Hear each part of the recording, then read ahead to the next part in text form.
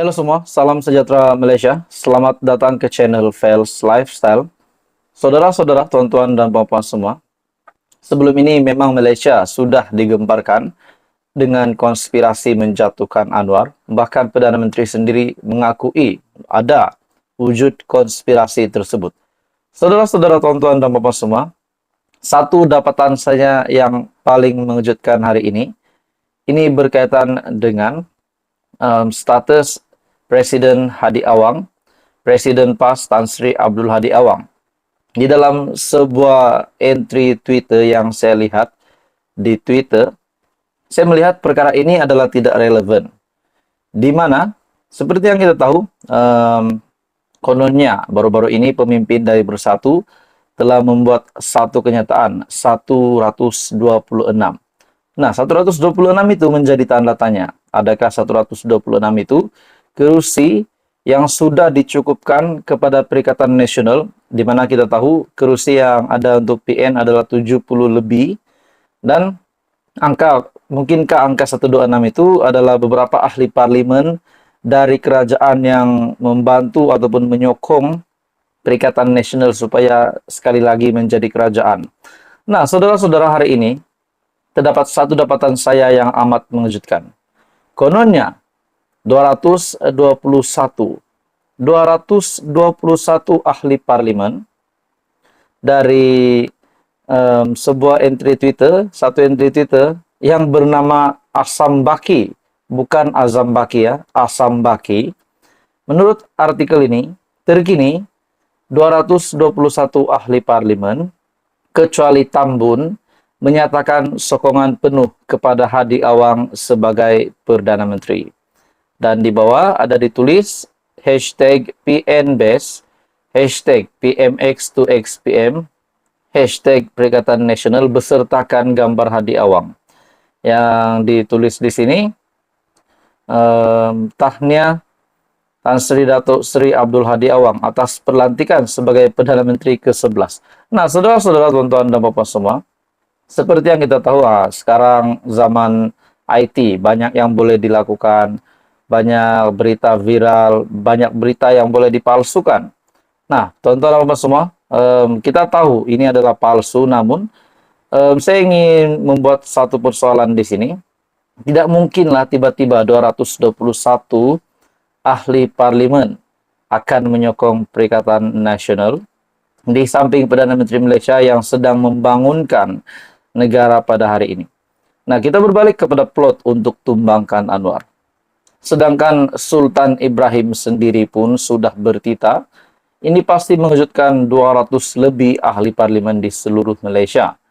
Setelah Sultan Ibrahim bertita, berkaitan dengan gerakan tumbangkan kerajaan, sudahlah. Jadi di mana kita nak capai kestabilan politik, sedangkan Datuk Seri Anwar Ibrahim belum 1 tahun pun menjadi Perdana Menteri, sudah ada desas-desus kabar angin ingin menumbangkan ataupun menggulingkan kerajaan Perdana Menteri kerajaan Datuk Seri Anwar Ibrahim, menggulingkan Perdana Menteri ke-10. Jadi apakah relevannya kalau tiba-tiba kerajaan ditukar balik? Dan kononnya di dalam entry Twitter ini, yang bagi saya amat tidak relevan, dan mungkin ini hanyalah mimpi di siang hari untuk masa ini, di mana kononnya 221 ahli parlimen kecuali Tambun, yaitu tempat Perdana Menteri sendiri, menyatakan sokongan penuh kepada Hadi Awang sebagai Perdana Menteri. Nah, bagi saya ini satu kejutan besar lah, ataupun ini mungkin satu sindiran kepada PN. Jadi saudara-saudara, Anda boleh lihat dari entry Twitter Asam Baki, kononnya beliau berkata terkini 221 ahli parlimen kecuali Tambun menyatakan sokongan penuh kepada Hadi Awang sebagai Perdana Menteri. Bagi saya ini adalah tidak relevan. Jadi saudara-saudara, tuan-tuan dan puan-puan, apa komen Anda? Teruskan bersama di dalam channel ini. Info padu, info hangat disediakan di dalam channel ini. Jangan lupa tekan butang like, share, dan subscribe. Halo semua, salam sejahtera Malaysia. Saudara-saudara, tuan-tuan dan puan-puan semua, seperti yang kita tahu, setelah Perdana Menteri Malaysia yang telah setelah Datuk Seri Anwar Ibrahim yang telah menjadi Perdana Menteri. Kita dapat lihat penguatkuasa SPRM giat untuk melakukan kerja. Ada sahaja pendedahan, ada sahaja tangkapan yang hampir setiap hari kita lihat di media sosial. Tidak kiralah di home Google, di Facebook, di YouTube, ada saja tangkapan yang dibuat oleh SPRM. Nah, saudara-saudara, tonton dan bapak semua, sudah pasti siapa saja yang bersalah itu akan dikenakan tindakan. Nah, saudara-saudara, hari ini pula kejutan besar kepada seluruh Malaysia dan seluruh parlimen. Ini berkaitan dengan satu menteri di dalam Kabinet Kerajaan Perpaduan pimpinan Datuk Seri Anwar Ibrahim.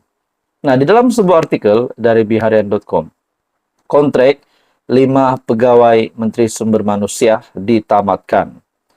Kontrak 5 pegawai yang bekerja di bawah Menteri Sumber Manusia V. Sivakumar ditamatkan menurut sumber kementerian itu kepada sebuah portal. Sumber itu turut mengesahkan terdapat seorang daripada kementerian berkenaan yang dipindahkan ke Jabatan Perkhidmatan Awam ataupun JPA. Setakat ini, tiada sebarang pengesahan diberikan oleh Sivakumar berkaitan isu terbabit. Sebelum ini juga, Suruhanjaya Pencegahan Rasuah Malaysia menahan 3 pembantu Sivakumar, bagaimanapun membebaskan mereka selepas perintah reman 4 hari tamat pada 17 April lalu. Penahanan yang mereka dipercayai berhubung siasatan menerima wang bernilai jutaan ringgit menerusi orang tengah sebagai jaminan meneruskan kontrak kerajaan terhadap individu tertentu.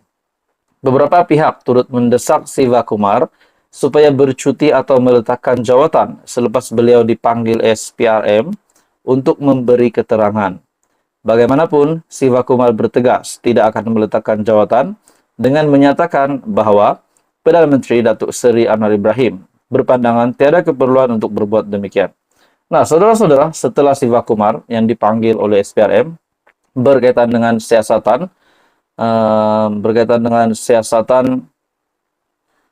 beberapa menerima di mana penahanan mereka dipercayai berhubung siasatan menerima wang bernilai jutaan ringgit menerusi orang tengah sebagai jaminan untuk meneruskan kontrak kerajaan terhadap individu tertentu. Nah, sudah pasti setelah Sivakumar yang dipanggil SPRM, mungkin beberapa pihak, setengah pihak akan berpendapat ataupun reputasinya semakin menurun setelah beliau terlibat dengan SPRM. Namun apa yang kita pikir di sini, secara logiknya beliau belum didakwa, baru dipanggil oleh SPRM. Seperti sebelum ini juga Muhyiddin Yassin yang hanya disiasat dan pada akhirnya beliau sudah menerima pertuduhan di mahkamah. Nah, kalau begitu kita boleh anggap sudah memang terlibatlah dengan rasuah tersebut. Nah, untuk Sivakumar pula setelah beliau diarah letak jawatan, beliau kata tidak keperluan untuk beliau melakukan itu seperti yang dinyatakan sendiri oleh Perdana Menteri. Nah, pada akhirnya saudara-saudara, kontrak 5 pegawai Menteri Sumber Manusia ditamatkan. Adakah ini disebabkan mereka terlibat dengan rasuah tersebut ataupun mungkin disebabkan untuk menjaga nama baik Kementerian Sumber Manusia? Jadi itu menjadi persoalan lah. Jadi saudara-saudara, tuan-tuan dan puan-puan semua, apa komen Anda? Teruskan bersama di dalam channel ini. Info padu, info hangat disediakan di dalam channel ini. Jangan lupa tekan butang like, share, dan subscribe.